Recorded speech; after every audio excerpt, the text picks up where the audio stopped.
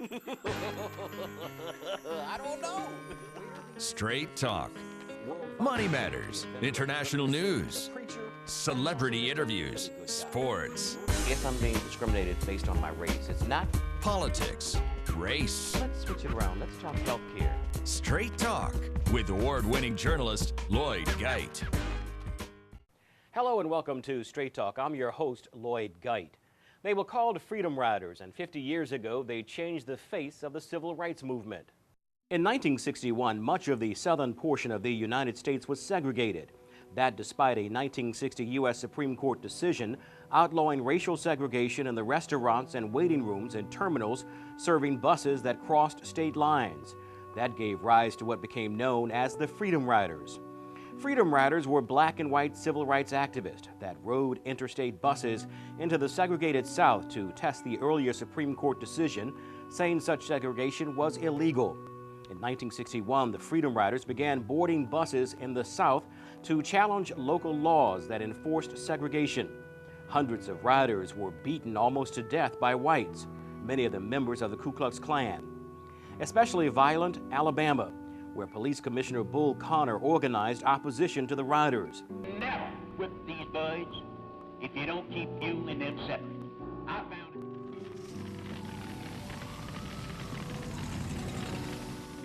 On Mother's Day, May 14, 1961, a mob of Klansmen, some still in their church clothes, attacked one of the buses and firebombed it. As the bus burned, the mob held the doors shut, intent on burning the riders to death. A state investigator with a gun made the whites open the doors to the bus. When the Freedom Riders left the bus, they were severely beaten and arrested. For 6 months, that scene occurred in many southern states. Hundreds of young white and black Freedom Riders were beaten and jailed. They were beaten with baseball bats, iron pipes, and bicycle chains. President John F. Kennedy and his brother, Attorney General Robert Kennedy, called for a cooling-off period and condemned the Freedom Riders as unpatriotic because they embarrassed the nation. But that did not stop the Freedom Riders. During the summer of 1961, the Freedom Riders also campaigned against other forms of racial discrimination. They sat together in segregated restaurants, lunch counters, and hotels. Due to pressure from the Freedom Riders, in November 1961, the Interstate Commerce Commission implemented new policies that allowed passengers to sit wherever they pleased on interstate buses and trains.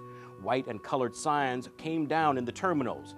Separate drinking fountains, toilets, and waiting rooms were consolidated, and the lunch counters began serving people regardless of color.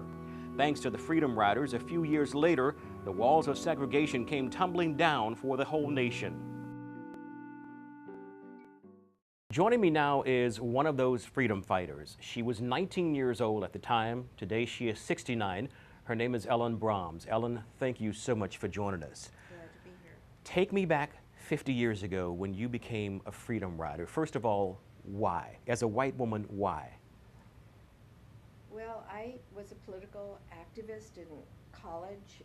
When I first started at Los Angeles City College, we had the Carol Chessman case, which was a capital punishment issue. We had peace marches down Wilshire Boulevard, and we had the civil rights movement that started in February of 60 with the sit-ins. And a number of us got together under Congress of Racial Equality to picket in support of the Southern sit-ins at Woolworth's and I think Kresge, but for sure we were at Woolworth's. And then in August of 60, so we kept that going, you know, weekends and after school, but you know, I was still a full-time student. And then in August of 60, the Democratic Convention came to Los Angeles, and that's where John Fitzgerald Kennedy received the nomination to run for president. And we were picketing him in Bernard Lee, Marion Barry. There's a photo that I have actually, it's at the hotel room, but it's from a newspaper article, so it shows us picketing the Democratic Convention in support of the rides. And then the rides started in May of 61, 50 years ago. And in June, Martin Luther King came to Los Angeles and spoke at a big rally. and Mahalia Jackson was there, and the governor of California was there, lots of celebrities. And at that time I had been picketing. It was almost a year, or it's more than a year, of picketing Woolworths, and I just determined, and I think it was more Mahalia Jackson almost than Martin Luther King. That inspired you? That inspired me to go that next step, to go on a freedom ride. And so the freedom ride that I went on was the one from Los Angeles to Houston at the invitation of the PYA, the Texas Southern students, who had been sitting in here in Houston. What was it like taking part in that bus ride for you? Well, we took a train, actually, and we were very nervous about it, and we were trying not to be conspicuous, but here we were. I don't think we were terribly rowdy, but, you know, kind of bubbly or nervous or whatever young people on the train, and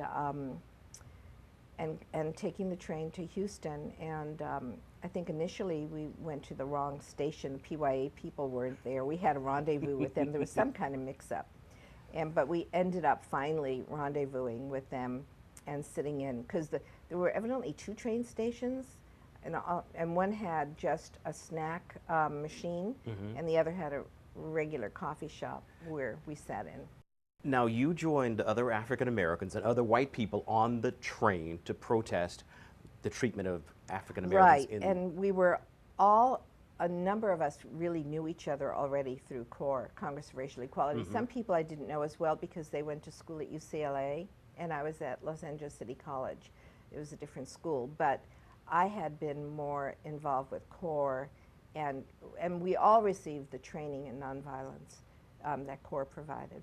But you were not welcomed with open arms. You guys were arrested. Some of them were beaten. Tell me about that. Well, we sat in, I think, for a couple of hours, and at the train station. At the train station coffee shop. And it was still segregated. It was absolutely still segregated. And we were arrested and taken to jail and booked. And one of the things that happened is that I refused to state my race, and they identified me as high yellow. As a black woman? As a black woman, yeah. And in fact, you're white. Yeah, well, and you know, I mean, there are all kind of shades of black, and there are all kind of shades of white. I mean, it's kind of silly to me that this happened, but it happened. And so I was in the black cell with the other women, and it was pretty crowded. The other black women? Yeah, and they gave me a pallet on the floor because the bunks were full. You know, it was crowded, and I was getting ready to go to sleep. It was in the middle of the night sometime, and I don't know how long I was there, but then the jailers came and took me away and put me in the white tank, and that was with the other white women. There were 2 other white women. Now, you were not physically abused, but you do, or were you? No. Actually, that was an interesting story. Evidently, while the brief time that I was in the black tank, the women, the regular prisoners in the white tank, had a meeting, and evidently by one vote decided that they would not beat us up because the white men, and you'll hear about that from someone else, were beaten up, and they were bailed out after 4 days. The rest of us were in jail about 8, 9, 10 days, something like that, and then we were bailed out, but then we stayed in Houston pending our trials. Well, tell me this. You took part in civil rights marches, you took part in the freedom rides. Has that changed your life, or did that change your life at 19 in terms of the way you think? Well, you know, it did, but like everything else, I see life as a continuum. Things ebb and flow. I married very young. I started having children in 64 and 66. My children were born, so I didn't participate in SNCC or go south for Freedom Summer or anything like that because I was married in 63. So always had some degree of, as a social worker, which was my profession, interest in human rights and justice issues, and and always peace issues. When you look at the world today, it's a very different world from 1950. What do you make of it? Have we progressed that much? Well, there's a lot of technology out there that I don't quite get, and my kids But racially, keep have telling we? me I'm old school. Well, racially, there are certainly still lots of issues. Oh, absolutely. In so many ways, the world is as chaotic and difficult for people to do well. And even in our own country, issues related to the work environment for people who even have jobs. I mean, union busting. All of these social issues, economic issues that are really to the detriment of many people. And I see things more multiculturally. It's not anymore the civil rights just black and white, because there's so many other issues, immigration and so on. Ellen, I want to thank you for joining us. It's been a long 50 years, no doubt. When we come back, we're going to meet yet another Freedom Rider. Stay with us. And welcome back to Straight Talk. We're talking about Freedom Riders. Joining me right now is Robert Ferrell. At the time he was 24 years old, he was a Freedom Rider. Thank you for joining us on Straight Talk. Thank you so very much for having me. Let's go back. You were 24 years old, very young, very impressionable. You took a train. You took a train from California to Houston. You were a Freedom Rider. Yes. Why did you get involved? It was a call. It was an imperative that I had to respond to. I just graduated from UCLA, my bachelor's degree, in 1961. I had been involved in student-related activities on campus that dealt with discrimination.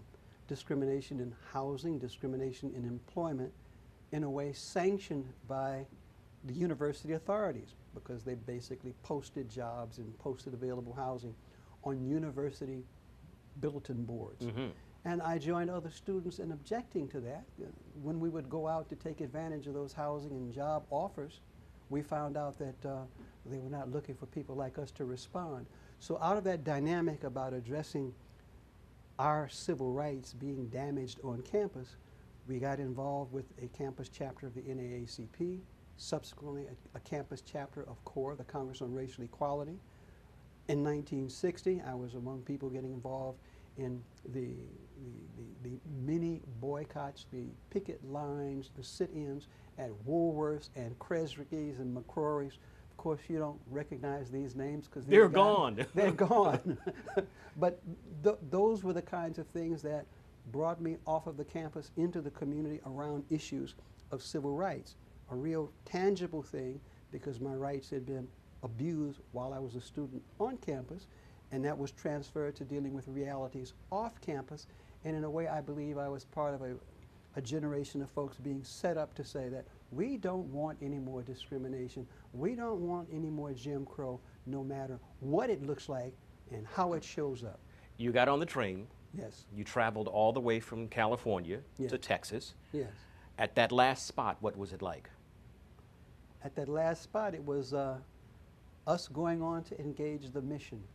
The action was to integrate a railroad facility that provided services to people in interstate transit.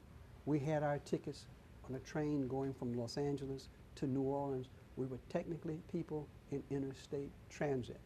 A call came from the law firm of Hamer King and George Washington Jr. here to the National Core Organization saying, let some of the Freedom Riders stop off in Houston, because the Progressive Youth Association that was doing sit-ins and other kinds of activities here in Houston needed a bit of publicity to spike the issues here, and we collaborated and we cooperated there.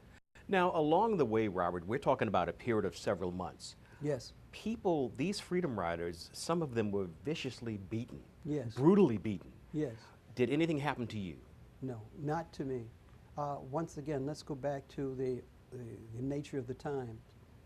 When we got to Houston, the breakdown was white males, black males, white females, black females. And we went to that wonderful place that I happened to see when I came into town, Harris County Jail. Not a fun time, though. No, in retrospect. But with that racial separation, black females, black males were welcomed into the joint. We were heroes. We were freedom riders coming down. And we were picking up our arrests for a cause. And the people who were in jail recognized that. The white females chose not to direct any violence towards the white females, but the white males, it was as though they were waiting for our brothers who were in that cell, identified as freedom riders. In Houston? In Houston. They beat them. And you meet with Stephen McNichols, who is here. Yes, they were beat viciously. Stephen McNichols, you're going to notice, has a kind of a walk because of an injury in his back. That injury in his back came from a beating 50 years ago here when one of his vertebrae got either cracked or broken. Robert, one last question. When you look at where we are today, from 1950 to 2011, 2012, how do you view the importance of what you and other freedom riders did to get us to the point where we are today? We took a stand to force the federal government to act. It was one step, but out of our actions, a whole set of victorious things came to pass. Number one, the Kennedy administration moved for the first time on the issue of civil rights. They didn't want to, but They they didn't want did. it. They were forced to do it. And when they did it, they did the proper thing. Bobby Kennedy, who was this arrogant young man at the time, did find guts enough to go to the Interstate Commerce Commission and say, we want you to put out a ruling to say that the Supreme Court decisions on travel and access to facilities in interstate transit desegregate. And they did. But only after a lot of pressure. We want to thank Absolutely. you, Robert, so much for joining us on Straight Talk. When we come back, we're going to meet another freedom rider. Stay with us. And welcome back to Straight Talk. My special guest is Stephen McNichols. He was 22 years old when he joined the Freedom Riders. Thank you so much for joining us today on Straight Talk. I want to talk about the incident when you came from California to Houston on the train. Is that correct? Right. You guys were arrested. You Right. and the other black and white Freedom Riders. You were taken to the Harris County Jail along with the other people. You were severely beaten. Tell me about that, Stephen. Well, we were threatened in the ID room, you know, where they take pictures and they fingerprint you. And this kind of burly guard approached us and demanded to know what we were doing there. And Bob Kaufman, who was our spokesman, told him, you know, all we wanted to do was ask for a cup of coffee, and for that we're arrested. And then he threatened us and said when we go upstairs, there would be some guys waiting for us. And they held us downstairs until about 2 o'clock. Everybody else was gone to their separate tanks. The jail was segregated at the time. And we were taken upstairs and led into a tank with 107 prisoners. And we were beaten up. We were told to lie down on some mattresses, and we certainly didn't have much choice about that. Take off our shoes, and then they started beating us. And I didn't have the worst beating. I think Steve Sanfield really did. But I was kicked in the face and got a herniated disc out of my beating. I probably had the worst in terms of long-term injury. And Steve Sanfield was kicked in the eye, and he had his ribs whacked. Now, these were white inmates, That's white right. prisoners who beat you guys up. That's right, white prisoners or inmates, that's right. And the tank was run by a small clique of hardened criminals, headed by a guy called the commander, whose name was Garland, and also his assistant, Overstreet, who was called the lieutenant commander. And Garland remained in the cells, but put somebody in the tank to oversee The beatings. the beatings, or oversee what Overstreet was doing. How scared were you, Stephen, when these guys started beating on you? Scared. But it was very interesting because I started to panic. And I started crying, help, help, help, and I started raising up. And I remembered that if I just lay back and remained still, they'd probably stop. I mean, it just hit me. And of course, Corps had trained us to do that, but that didn't register at first. But it did as I was being beaten. I lay back and lay still, and sure enough, they continued to beat me for only a few more minutes and stopped. You've had long-term complications because of the beatings that you suffered back in the 60s. Tell me a little bit about that. Well, I didn't realize that at the time because I was covered with bruises. You know, it wasn't until the other bruises went away that I had this pain in my back. And I realized that I had this injury, and we went back to Los Angeles. Just sitting on the train was agony, and I was examined at the UCLA Medical Center, and they said, you have a herniated disc in your back. And I had to wear a back support for 5 years. You know, finally, the last back support I wore finally wore out. And instead of going out and getting another one, I decided to try it without one. And listen to this, 2 or 3 months ago, my back went out on me. So All because of that? Yeah, it goes out periodically. If I bend over to lift something, I'll feel a pain in my back, you know. Now, you also went to Alabama. You protested in Alabama.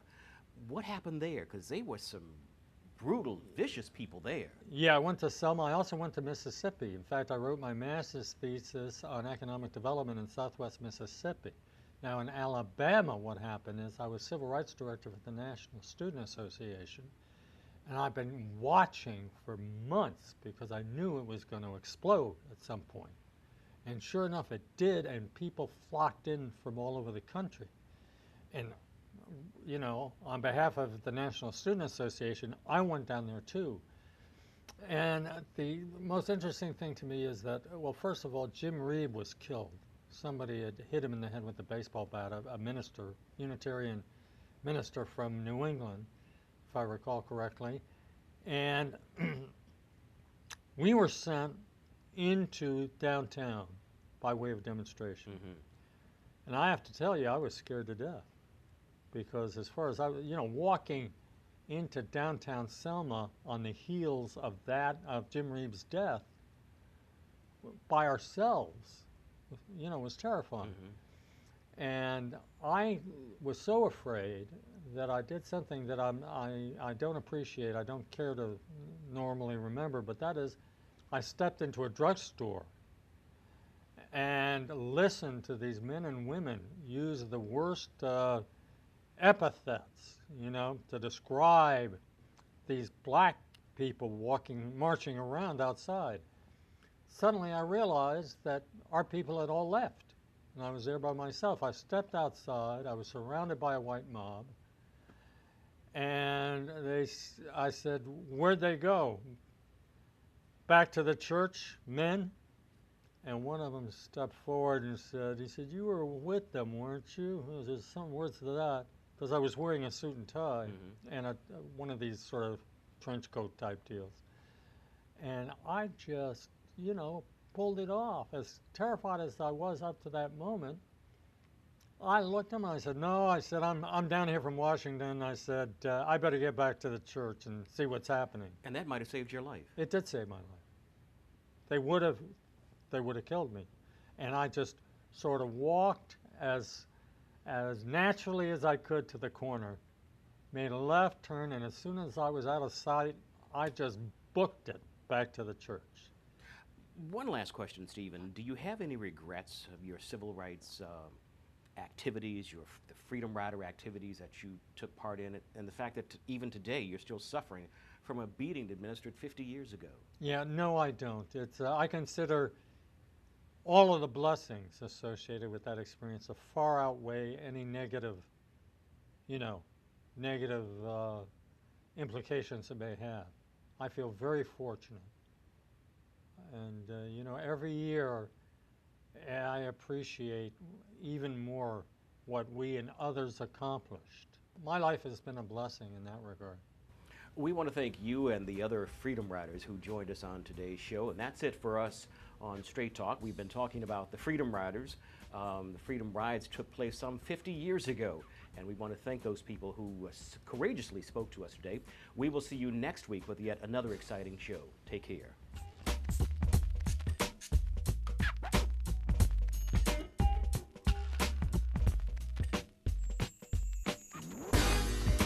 Straight Talk with award-winning journalist Lloyd Geit.